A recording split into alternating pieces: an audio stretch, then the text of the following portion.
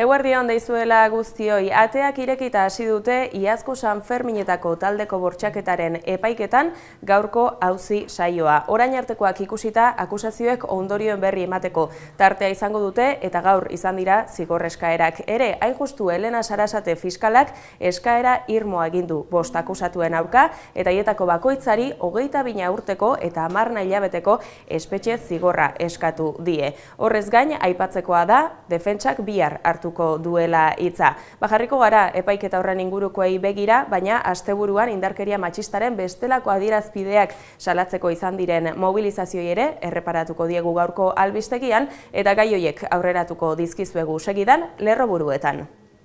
Iruñeko taldeko bortxaketako biktimaren abokatuak esan du auzia irabaziko dutela. Fiskalak guztira 22 urte eta 10 hilabeteko zigorra eskatu du bortxaketa egitea egozten zaien 5 gizonezkoentzat. Akusazio partikularra jarrera gogorrago hartu du eta 24 urte eta 10 hilabeteko zigorra eskatu du. Iruñeko udalak eta Nafarroako gobernuak aurrera daramaten herri akusazioak berriz 25 urte eta 9 hilabeteko zigorra. Bortxaketaz gain, kaleko jazarpena, prostituzio behartua, eguneroko bortizkeria ekonomikoa, violentzia fisikoa, enpresetako jazarpen sexista eta sexu erasoak ere indarkeria direla ozen salatu dute asteburuan Euskal Herri osoan kalera ateratako milaka lagunek. Indarkeria kasuak salatzean, emakumeen hitza zalantzan jartzen duten gainetik, elkartasuna eta babesa adierazi du mugimendu feministak, zure egia gure eginez leloa ardatz hartuta. Ona, Donostiako manifestazioaren ondorengo ekitaldiko izartzeko zati bat. Horregatik guztiagatik, altza ditzagun gure ahotsak eta eskuak edozein motatako indarkeria matxistari aurre egiten dioten eta diregun emakumeon osatze eta aitortza kolektibo gisa. Zure egia gure eginez. Gora feminista! Gora feminista! Donostian berriz erreboluzioa ekimenaren baitan azken aldian herri mugimenduetan izan diren eraso matxistak salatu dituzte, indarkeria matxistaren aurkako manifestazioaren ondoren Donostiako Ikatz kalean egindako ekitaldian argi utzi dute saretu egin direla eta ez daukatela beldurrik. Jasandako erasoak elkarri kontatu eta horiei aurre egiteko elkarrekin kontatuko dugu. Saretuta bagaude ez dago gelditzerik. Gora borroka feminista!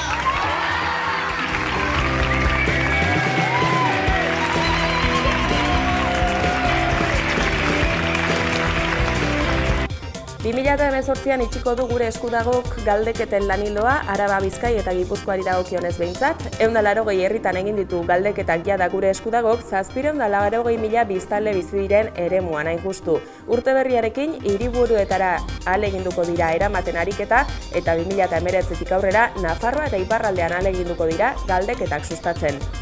Inboluzio demokratikoari aurre egitea helburu duen hitzarmena eskainetie Euskal Herria Bilduk, EAJari eta Elkarrekin Podemosi. Herri izaerako konpromisoa salbuespenezko une batean izenburupean aurkeztu du koalizioa proposamena eta horren bidez Nafarroan egindako itunaren tankerakoa gauzatu nahi du EH Bilduk Araban, Bizkaian eta Gipuzkoan ere. Gainerako bi indar politikoek hala onartuzkero, koalizio subiranista prest agertu da Eusko Jaurlaritzaren eta 3 herrialdeetako aldundien egonkortasuna eta gobernabidea bermatzeko ere. Franco hil eta 40 urteren ostean, Euskal Herriak bizi duen egoera larriaren aurrean, erantzukizun historiko bat dauka aurrean Euskal politikagintzak. Benetako estatu paktu bat dago martxan, eskubide zibil eta politikoak gero eta gehiago murriztu eta autogobernua ahalik eta gehien usteko asmoz. Ez dute disidentziarik onartzen. Euskal Herritarrek denbora tarte luzean elkarlanean lortutako garaipen politiko, sozial eta instituzionalak arriskuan daude. Gure herritarren interesak kontuan hartuz eta herri gisa defendatu behar ditugun balioak aintzat hartuta, inboluzio demokratiko honi aurre egiteko akordioa proposatzen dugu. Herri eta gizarte bezala indartuko gaituen oinarrizko akordioa proposatzen dugu une historiko honetan. Proposamen hau Eusko Alderdi Jeltzaleari eta Elkarrekin Podemosi zuzenduta dago. Une politikoari erantzuteko, erantzukizunezko akordio proposamen transversala da eta Euskal Gizartearen aniztasuna islatzen du. Akordioak posibleak direla adierazi du Andoni Ortuzar, Euskadi Burubatzarreko presidenteak eta EAJak bere eskudagoen guztia egingo duela elkarrizketa sustatzeko. Haren esanetan ordea, EH Bilduk berandu egin du gobernagarritasunerako proposamena. Llega tarde. no parece muy creíble además en las actuales condiciones políticas. Pretender ahora dar un vuelco a las instituciones del país que están funcionando y a su estabilidad no es realista. No creo que sea bueno para Euskadi, pero no vamos a echar este ofrecimiento en saco roto. Nos quedamos con la voluntad política de Bildu de entenderse con nosotros al futuro, que parece deducirse de este nuevo ofrecimiento. Sabino Aranaren heriotzaren 114. urteurrenean ekitaldi politikoa egin du EAJak Sukarrietan eta bertan egin ditu hitz horiek Ortuzarrek. Horrez gain nabarmendu du Euskadiren eta Kataluniaren estatus politikoa berritzeko unea dela. Atera dezagun politika justizia alorretik. Kataluniako ordezkari politikoak espetxetik atera ditzagun eta has gaitezen hitz egiten. Eusko Alderdi Jeltzalea alduen guztia egingo du elkarrizketari ateak zabaltzeko eta akordioak daitezen. Gure eskua luzatuta dago. Frantziako espetxe bira Poitiers ingurura iritsi da gaur, aurreko astean Lyonen amaitu zuen etxerat bagoaz eta sarek antolatutako martxak, eta bertan besteak beste France Insoumise alderdiko kontseilari Andrea Kotarakek eta Giza Eskubideen Ligako Patrick Haninek hitz egin zuten larriki gaixorik dauden euskal presoen askatasunaren alde. Donc je suis surtout là dans l'urgence pour que le droit pénal et l'application des peines soient respectés dans ce pays qu'est la France. Voilà. Pour qu'ils bénéficient des mêmes droits que les autres, c'est-à-dire le rapprochement familial, la libération ou les libérations conditionnelles, et puis la possibilité pour les détenus basques malades de bénéficier des mesures de faveur qui sont dans le code de procédure pénale et qui s'appliquent à d'autres détenus, mais pour lesquels, pour l'instant, jusqu'à présent, les détenus basques étaient exclus. Mobilizazio jendetsua izan zen atzokoan Altsasun, Adur, Oian eta Jokin dagoeneko urtebete espetxean daudela salatzeko. Altsasukoak Aske herritar plataformak muntaia salatu du eta nabarmendu epaiketa iruzurtia ari dela prestatzen Espainiako Auzitegi Nazionala. Hala ere, indartsu daudela adierazi dute plataformako kideek jaso duten babesari esker.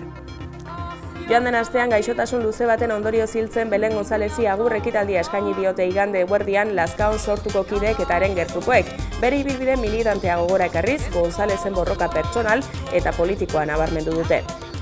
Belen, azken unera arte egon da ezker abertzalearekin konprometituta. Maite zaiteko bihotxa. Gora herria! Gora Belen! Sortuko Kontseilu Nazionalaren izenean, Miren Zabaletak egindako hitzartzean, aurrera begira erabakitzeko eskubidearen alde gehiengo soziala Euskal Errepublikaren aldeko bilakatzea kokatu du hurrengo erronka gisa. Ezker abertzalea irabazteko jaio zen, eta aspaldi ikasi dugu bidea oinez egiten dugula. Hor topatuko garela, Belen, hor topatuko garela, irabazteke daukagun etorkizunean. Larriki gaixorik dagoen Ibon Iparragirreren egoeraren salaketa berriz Galdakaoko ospitalera eraman dute hainbat ekintzailek ostiralean. Iparragirre eta gainerako preso gaixoak aske uzteko aldarrikatzeaz gain, Iparragirreren egoera gordina luzarazten ari direnak kritikatu dituzte. Fiskaltzaren krudelkeria, espetxearen inhibizioa eta epailearen utzikeria argi gelditzen ari dira, behin eta berriz egiten dituzten mediku txosten eskaeretan eta diagnosiari eta bizi itxaropenari buruzko ihesbideetan.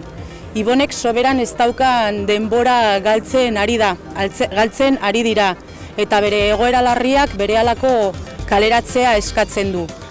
Errauste plantek dakartzaten osasun arriskuez ohartarazi du Osasuna eta Errausketa ikerketa taldeak. Ikerketa gehiagoren ondorioetan oinarritu da horretarako. Osasunaren munduko erakundearen lan bat aipatu du esaterako eta Bizkaiko Zabalgarbi erraustegiaren inguruko artxenikoaz ere ohartarazi du. Neurriak eskatu dizkio Jaurlaritzari, koska ez omen delako erraustegia osasunerako kaltegarri den ala ez, baizik eta zenbateraino den kaltegarri. Ez dugu instalazio hauek osasunean eragin kaltegarririk sortzen ez dutela frogatzen duen kalitatezko ikerketarik aurkitu. Kontrakoa da aurkitu duguna. 2011 urtean argitaratutako ikerketa batek pleurako eta maskuriko minbiziaren hilkortasuna handitu egiten dela erakusten du.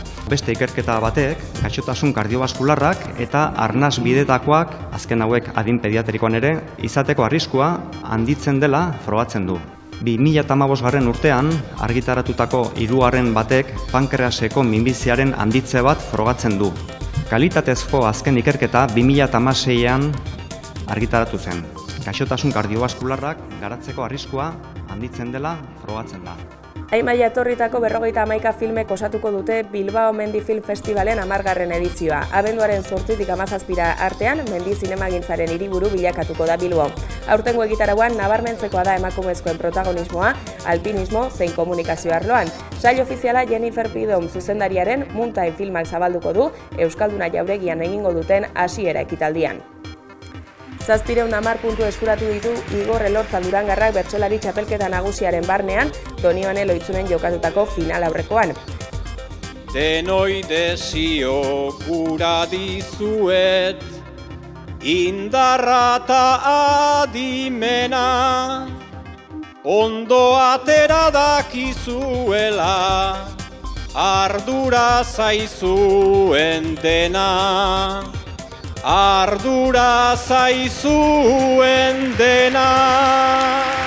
707 puntu eta erdi eskuratu ditu Maialen Lujanbiok, 671 Julio Sotok, 678 eta erdi Jon Euriak, 634 erdi Agil Laburuk eta 633 erdi Iñaki Apalategik. Puntu horiek aurreko itzulian lortutakoei batzen zaizkie eta batura hori izango da Barakaldoko beken kantatuko duten 8kotea erabakiko duena. Final aurreko baten faltan, Iruñeko saioaren ondoren jakingo da nork abestuko duen final handian. Euskal selekzioak 2-1 irabazi zuen Txekiar Errepublikaren aurka larunbatean Ipuruan jokatutako norgehiagokan. FIFA datetan jokatutako partidan, Euskaldunak nagusi izan ziren eta Erika Bazkezek zein Aikari Gartia sartutako golei esker garaipena eskuratu zuten. 1800 lagun inguru bildu ziren Eibarren eta kirol maila aparta erakutsi ondoren, ofizialtasuna eta nazioarteko aitortza lortzeko urrats gehiago eskatu dira partidaren biharamunean. Pilotan ere Euskal selekzioa dugu izpide, izan ere munduko txapelketan One Wall diziplinan arrakasta handia lortu du. Norbanakoetan Patrizia Espinarrek garaipena lortu du eta bikoteetan Espinarrek berak eta Amaia Araiztegik titulua lortu dute. Sari individualei dagokienez, Espinar txapelketako jokalaririk onena izendatu dute. Bilbao Basketek kargutik kendu du Carlas Duran, azken asteko zurrumurruak baieztatuta katalanak ez du miribilan jarraituko. Europako txapelketan izandako emaitza txarrek giroa nahastu dute eta zuzendaritza batzordeak entrenatzailea aldatzea erabaki du. Orain Belgiko Mertxik kroaziarraren izena entzuten da balizko prestatzaile berri gisa, hala aurreratu du behintzat Onda Baska irratiak. Batzuk joan eta beste batzuk etorri, izan ere Baskoniak Kevin Jones hegal pibote estatubatuarra fitxatu du. 28 urteko jokalariak 2 metro eta 3 zentimetrotako garaiera du eta jadanik eskarmentu handia du pilatuta. NBA-ko Cleveland Cavaliersen aritu ostean, Europan, Xoleten, Belgradeko Partizanen eta Rusiako Lokomotiv Kuba taldeetan aritua da. 2 hilabeteetarako kontratua sinatu du eta Baskoniak denboraldi bukaera bitarte luzatu dezake.